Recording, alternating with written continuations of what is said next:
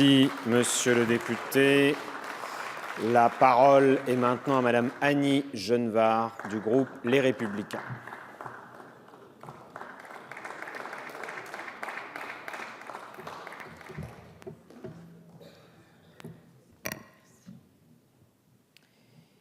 Monsieur le rapporteur, madame la garde des Sceaux, monsieur le président, pardon.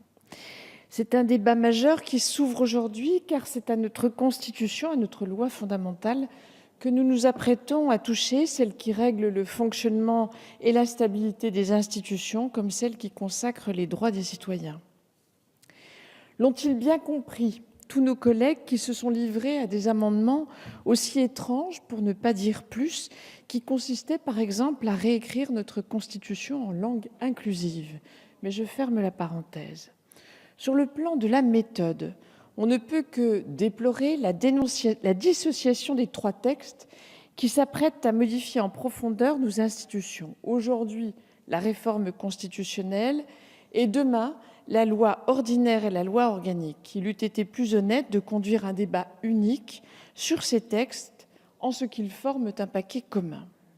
Mais tout cela révèle une tactique bien politicienne et une stratégie regrettable destinée à dissimuler l'ampleur des bouleversements que le président de la République entend imposer à la Ve République. Les effets en seront majeurs. La première remarque qui s'impose touche à l'affaiblissement du Parlement. C'est une première, on l'a dit, mais il faut le répéter, c'est une première dans l'histoire des réformes constitutionnelles, celle que le président, tout à sa cause de faire advenir un monde nouveau, va faire de cette dernière. Il faut le dire et le répéter, votre funeste projet, et pour la première fois dans l'histoire de notre Assemblée, va affaiblir les pouvoirs du Parlement. Y a-t-il gloire à en tirer? Je ne le crois pas. Peut-être le président de la République, si elle aboutit, en tirera-t-il une aura passagère auprès d'une opinion publique prompte à incliner à un antiparlementarisme toujours latent, et il est regrettable qu'il y prête sa voix. Peut-être, dans la torpeur d'un été qui commence, les Français s'en désintéresseront-ils, plus préoccupés qu'ils sont de sujets importants pour eux, la baisse de leur pouvoir d'achat, l'incertitude sur la pension de réversion des futurs retraités, la mise à mal de l'autorité de l'État, comme à Nantes récemment, la question de l'immigration de masse ou la progression du communautarisme, ou plus prosaïquement, celle de la réforme des 80 km/h. Sujets sur lesquels le président de la République et le gouvernement ne convainquent pas. Mais il n'empêche, ce que vous allez faire n'est pas rien et les conséquences en sont majeures. La diminution du nombre de parlementaires, l'introduction de la proportionnelle, promesse faite à François Bayrou pour gagner son soutien à la présidentielle et dont le chiffre de 15% pourrait évoluer à la hausse selon Jacqueline Gourault, le recul dans la procédure parlementaire du droit d'amendement et tant d'autres dispositions, tout ceci concourt à abaisser la fonction et à couper les parlementaires des Français qui les ont élus, ainsi que de leur territoire. En ce sens, Emmanuel Macron est le digne successeur de François Hollande, qui a voulu la fin du cumul d'un mandat exécutif local avec un mandat national. Vous-même, madame la garde des Sceaux, j'ai encore en mémoire vos mots lors de la loi de moralisation et de la suppression de la réserve parlementaire sur la pureté d'un mandat, je reprends vos termes, sur la pureté d'un mandat qui serait débarrassé des contingences de l'ancrage local. Cette conception, nous ne la partageons pas, nous la combattons.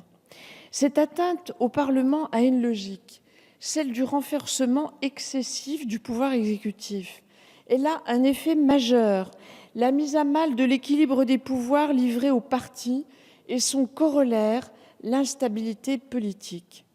Quelle folie de penser que cet acquis précieux de la Ve République le serait pour toujours. L'Italie, l'Allemagne, nos pays frères, ne sont-ils pas là pour nous le rappeler? Pourquoi toucher à ce qui a fait ses preuves? C'est une insulte au bon sens. La stabilité de nos institutions doit être absolument protégée.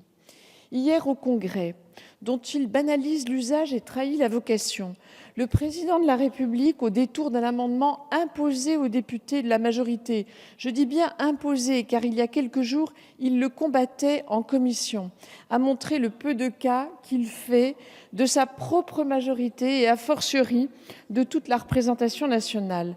L'an prochain, l'interlocuteur naturel du Parlement ne sera plus le gouvernement, mais le président de la République qui mange en réalité l'espace politique du Premier ministre, modifiant ainsi substantiellement la fonction présidentielle. Comment ne pas y voir une hyperconcentration des pouvoirs? Comment ne pas s'inquiéter d'une telle dérive, en rupture avec l'idéal de l'équilibre prôné par Montesquieu en son temps? Je souhaite conclure par la réponse de Georges Clemenceau au général Boulanger le 4 juin 1888, quand ce dernier prétendait encaserner la Chambre des députés. Voilà ce que dit Clemenceau. Vous avez raillé ce Parlement. Ces discussions qui vous étonnent, elles prouvent surtout notre ardeur à défendre les idées que nous croyons justes et fécondes. Ces discussions ont leurs inconvénients. Le silence en a bien davantage. L'honneur de la République est dans la libre parole, avec ses risques et ses inconvénients. Je vous remercie. Merci, Madame